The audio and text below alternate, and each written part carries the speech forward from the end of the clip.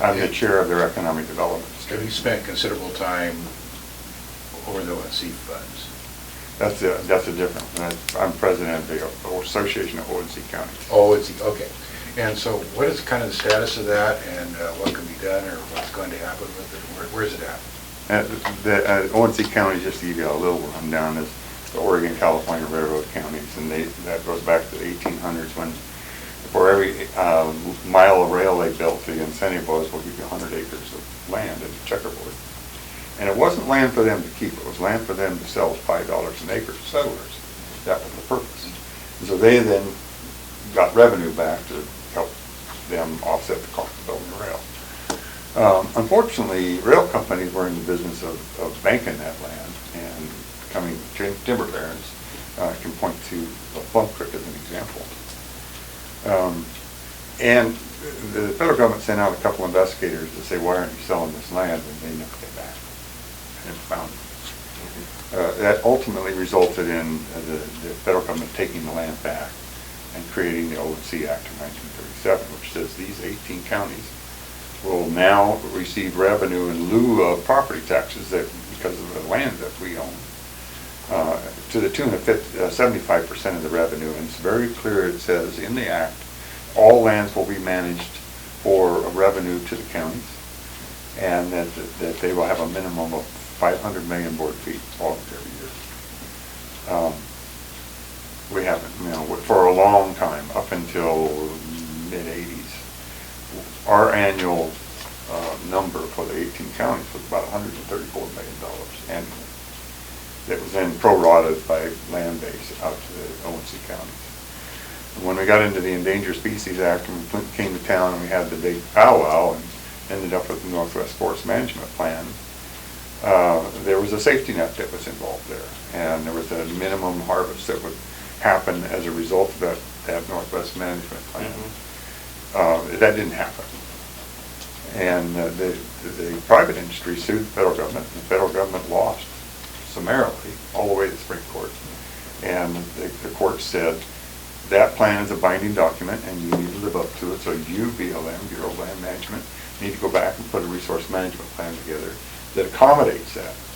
Here we are now 14 years later, and they're just now coming out with a resource management plan. They released the alternatives a week ago. And the preferred alternative is worse than doing nothing. Now, last year, the number was $11 million, not 134, 11. And they're saying, well, this is a 35% increase. Well, it's a 35% increase of $11 million, not 134. And to this county, that's $2.4 million in the general fund. That's a very big number for us. So it's a big issue. We have been actually waiting for this to happen so we can finally settle this in a court of law in terms of federal forest management on the ONC lands. We do intend to, the association does intend to sue and litigate this issue. Once that preferred option goes through all the hoops and gets into the Washington, D.C. Arena and finally becomes a record of decision, which we expect to happen somewhere around July, mid-July. And at that point, we will file suit. We've already retained the firm. We expect that to be about a three-year slog. And Tony, having covered commissioners and talked to you on numerous occasions about the timber issues, I know it's something that's very near and dear to your heart. I guess the question would be, though, and I think it's fair for you to address this, is it the best use of your time as a county commissioner to pursue the timber, the federal issues that are occurring with timber, whether it's on ONC land or through AOC? Like, do you view that as the best use of your time, and what kind of dividends has it yielded for Columbia County? Do you think specifically to your efforts, because it is a federal Let's issue? talk about Columbia County and the dividend. We did the public law 396, 103, 396. That was in 2000. It said that in lieu of the legislation that's clearly going to happen in the resource management plan, we're going to have this secure rural school safety net, which I helped craft. That has brought about $28 million to Columbia County since 2000. Those are pretty serious numbers. And I also am in the field of the state forest trust land as well. I'm highly involved in that, and that brings about $750,000 to $1 million on an annual basis to the taxing districts, including the county. So, yeah, those are serious numbers. Okay. Alex, what's your perspective on that? O&C lands make up 2.5% of our forest lands in Columbia County.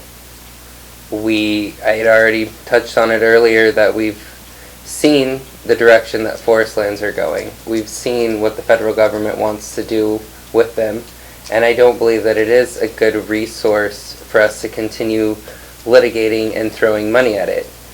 We need to be self-sustaining. We need to stop relying on state and federal government to take care of us, because history has shown us it's not going to happen, and we need to move forward and take action to secure a viable tax base that's going to provide the long-term revenue that we need. Plain and simple. Well, One of the viable tax bases was touted Measure 91. It went out and said, you know, if you allow pot in Oregon, you guys are going to be rolling in money. Well, example was given this morning in a news release from the state. It says, you know, we collected $6.8 million in taxes the first 2 months of this year. That's way ahead of where we are, but trickle down, I don't see anything happening here in Columbia County. So for both of you, in your mind, is the pot issue resolved at the county level, or would you do more? And either one can start, but I'd like to hear from both of you. Go ahead. I took the last one. We can exercise the option to tax pot, and we've looked at it, but it's exactly what you just said. The real net effects of that tax would be minimal, and the reason I say that is because we're a county, not a city. So we're only talking about any kind of enterprises, and this is the retail enterprises. Sure. That would be outside the city limits. And it's going to be de minimis, frankly. It's not something that I would look at. You don't think it's going to be a factor? I don't think it's going to be enough of a factor. We're going to keep an eye on it. But I don't think it's going to be enough of a factor to say this is our saving grace by any stretch of the imagination. And the commissioners struggled with this, Tony. They took a long time, didn't you? There was a moratorium, I think, for a while. I don't remember how long. That took time to put into place. But do we have an actual tax structure in place at the county level right now? Or In terms of taxing fees, or I think there's, one little store on Highway 30 up here in between us. Yeah, no, we would have to do. And another one coming. Actually, we would have to do an initiative to do that tax structure. Okay, Alex, what do you think? You know, whether I agree with it or not, like you said, it was voted for, it was passed, and the majority has said this is what we want. I'm kind of looking at it like prohibition. It's something new, it's something that's entered the market, and it's something that's here whether we like it or not. So as a county commissioner, I think we need to not be so short-sighted. While we have growing, which would produce tax base, we also have the area and the space to do processing, manufacturing, production, research. There is a lot of money to be made in this industry, and as a county commissioner, we need to accept the fact that the people have said this is what we want. We need to put the laws and regulations in place to pioneer and move this industry forward. We are perfectly situated to pioneer an entire new industry here in Oregon, and we're not taking advantage of it. There are so many different revenue streams that we could tap into and so many different tax bases that we could get, but we're not taking action.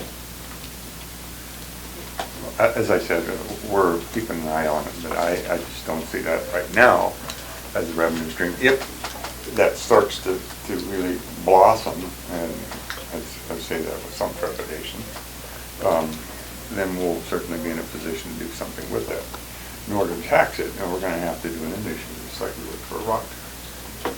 That's the way it works. And we've considered that, but given the income that looks in our vision right now, it doesn't look like it's really going to be something that the regulation probably do just about what we cost. Yeah, I'm unfamiliar with the agricultural opportunities, but it does seem, I mean, if you take a drive through the city or you look Sure. at what the state revenue is. Take a it's drive pretty down much- Columbia Boulevard. It is Yeah. pretty much off the charts as far as the kind of tax revenue potential that could be there, and possibly, it certainly is a burgeoning industry. And we're not discouraging that, and I would only say that, yeah, I would like it or not, the voters spoke.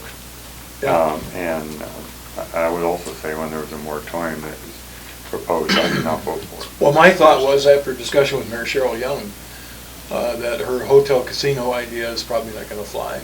So in looking for more areas to tax and fund, I mean, hey, all of a sudden, we've been handed the cannabis industry. Mhm. So we're a county that needs money, we have 640 square miles. Mhm. Would that be, in your view, a good crop or not? I mean, I don't know, I don't use pot, so Yeah, I don't have any experience. I don't know either. I do know that Southern Oregon's where it's at when it comes to. Kalmiopsis wilderness, they're having a good time. When you're, and that's the climate, the soil, everything. Right. It's supposedly Josephine, Jackson, Douglas County. Better counties. Is the finest growing, even better than South America or Yeah, or Vietnam. world class, world class. That's what they say. That's the epicenter of the world for pot. And, there's people driving around there with bales of pot in their pickups, literally, as we speak. To what extent that would be an industry in Columbia County? Well, our doors are open. We have a very robust economic development team, the CCPT. And they're always actively looking at opportunities. So if this is an opportunity, we'll certainly capture it. I'm curious, Tony, years ago, we talked about the possibility of a state park on the Trojan property of Highway 30. At the time, the legislature approved the Stubb Stewart Park, and we were supposed to be next in line, as I recall. I don't know whatever happened with that. Did PGE withdrew their offer, if it's not politically feasible, or? Well, one of the things that kept it from moving forward was Enron. And I don't know if you guys know, but the one building they haven't destroyed is the building that holds all the world's Enron tapes and data on that campus. Let's get up there. So that's the only reason that building's still there.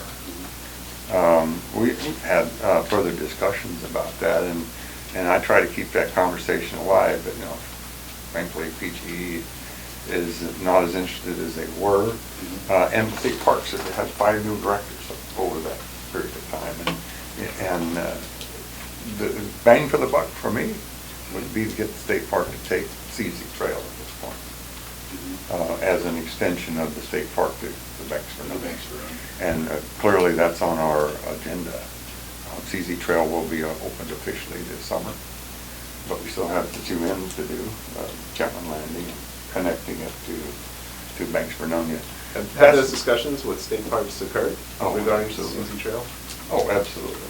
And there's All genuine, along the genuine way. interest to adopt Oh, that as a yes, state park? absolutely.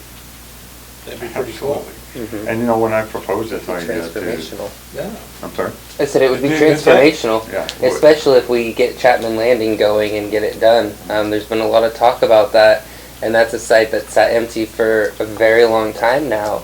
And if we develop it and utilize it correctly, that could become a destination spot for people to come and start their travels. They could even start in Banks, ride all the way down, and then jump out and kayak. I mean, our parks are really what we need to focus on because we've lost all of our natural playgrounds. Well, thank you for making my case. I am the chair of the Chapman Landing Development Committee, so. Yeah, I know, but my question is, why'd you wait until now? The county's had I that can property explain for that. how many years? Well, let me tell you why. Since 2005 or something like that? Absolutely. We were actually, that property was conveyed to the county by the port and the city as a match, so that we could buy that property in the first place, the entire trail. So we have invested millions in that trail over the years. To answer your question, because quite frankly, Chapman Landing is not as important as getting the trail itself done. We had a series of potential fish takes that caused, before we bought it, unfortunately, the timber company to pull those culverts, which became huge businesses. And so we spent a lot of time and effort getting grants, a good share of them from the state parks, Measure 11 money, to replace those culverts and have bridges that not only are bridges for pedestrian traffic and equestrian traffic, but as a secondary access, because we know that road has washed out before when we've had catastrophic events. Oh, yeah, I remember And years ago. what did we use in lieu of that? We used the CZ road. So all along the way, we weren't just building little equestrian trails or bicycle trails. We're actually building the infrastructure to have that secondary access as well. And we've done that. That's why we will be opening this park this summer. But again, now it's time to start focusing on the ends, which is what I call the crown jewels, which is the Chapman Landing piece. On the other side, we need to simply connect the two trails at the Mill Pond in Vernonia. How far apart are they? I'm sorry? How far apart are they? Well, right now, we have the easement to go literally, we'll have to cross Pebble Creek Road and Nahale River. That's how far we are. Can I follow up on that really quick? Sure. If it wasn't for the city of Scappoose pushing so hard for Chapman Landing because they need parks out here, would we even be considering Chapman Landing at this point? Sure, absolutely. And I can tell you that you look in the plan that we have all kinds of stuff that we propose to the state about Chapman Landing. Now, clearly, they're very interested in moving forward. We had a meeting last week, because we're meeting monthly on this. We had a meeting last week, or 2 weeks ago, with the Dyking District, and they basically said, you know, this is a wonderful piece of property, but you can't even put a picnic table on it, so why are we even talking about it? So there's going to be a lot of discussion about what we can and can't do on a dike. And there's going to be lots of things that we have to overcome. And it's going to take mitigation, it's going to take some very clever people, and it's going to take a whole lot of money. But that shouldn't stop any of us from focusing on that. Can we, I want to have a discussion about jail funding, Columbia County Jail. You know, we're coming up, I guess the scuttlebutt right now is it looks like there might be an effort in November to go back out for a renewal levy to some degree. That's at least what I've heard. I would like to know, Tony, what has been done between the passage of the last levy to the current levy, specifically about funding and how, you know, options for the jail and where to take the jail forward? I know the JOCAC committee has been meeting. My understanding is that committee was formed for the purpose of overseeing that the money that was passed was being used as it was supposed to be passed, but not necessarily to seek solutions for the jail funding. What's been done regarding solutions? It has morphed, and I'm glad it has. And I think that, you know, the solutions for the jail funding is a bigger general fund, frankly. And that's economic vitality, and it gets back to that number I showed you about the difference between industry and residents. That's the core issue here. So, jail funding. You know, I looked around the state, and I invite you to do the same to see how many different counties have law enforcement levy. Even the ones that are robust, like Washington County, has a law enforcement levy. Clackamas County, very robust law enforcement levy. That's not unusual. I think the difference is that when we build a jail, we open it, unlike Wapato, for example, which has been sitting fallow for 2 decades now. Still there? So, you know, I mean, it's just, look, I don't make any... Maybe we could augment that by asking, though, the jail's going to be paid for in 2018. I think it's August 2018. I talked to Sheriff Dickerson. He indicated, well, we have a $750,000 surplus right now. Isn't that great? If the levy comes up, doesn't come up, we might be able to coast on through till that gets paid for. And then I believe that is what, 59 cents per 1,000 of assessed value. So when that's gone, then maybe we can ask the voters for another levy and we can go from there. That just, again, sounds like kind of a patchwork type It is of a thing. patchwork. So how do we overcome that as a commissioner? What are your thoughts? And that's the basic question you asked. Yeah, same thing, but So, you know, again, like I said, the way we overcome it is increase our general fund. There's not, I mean, we clearly built that jail large enough that we could rent beds, and we have rented beds. We're not discontinuing that. You know, there's some confusion around the numbers because it's 265 bed jail, fully built up. But understand that's double bunked. I mean, that's not a typical jail being